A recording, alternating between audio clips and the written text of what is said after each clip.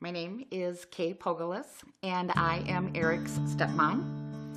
And I've had the privilege of knowing him since he was 5 days old, and so it's been quite an honor. It's been fun to watch Eric grow up.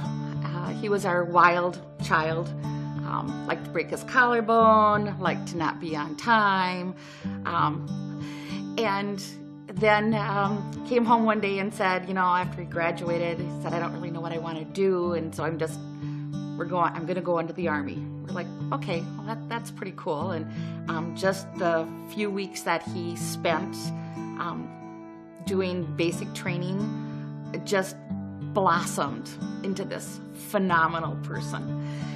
And so we knew Eric had found his passion, and we knew he'd found his perfect spot in life. I mean, this was going to be his career. He would come home and he would talk about how he's going to be a lifer in the Army and stuff. It was a great fit. And he came home, and I will never forget the moment that we realized that Eric had ataxia.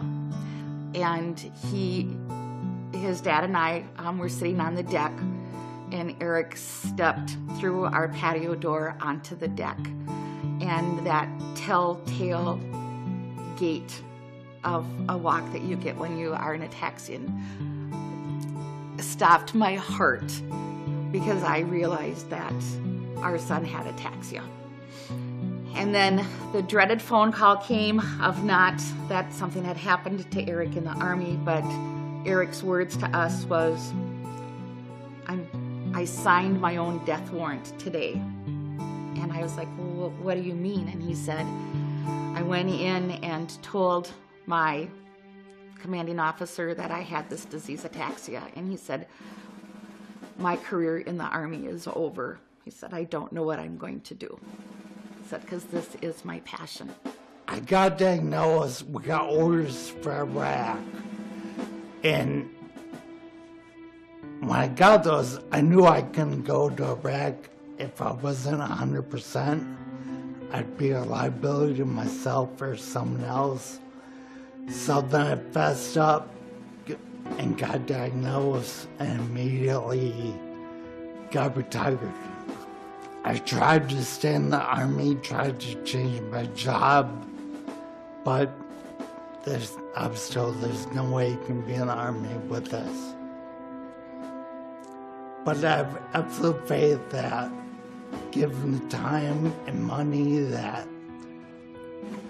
Dr. Orr specifically will find a cure. So I don't have the same fate as my mom had to go through. So I'm tired of people's dreams being crushed and having to change and find a new reality.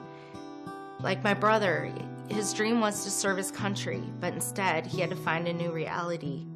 Finding a cure will change so many people's lives and help so many different families out there that really don't have hope right now.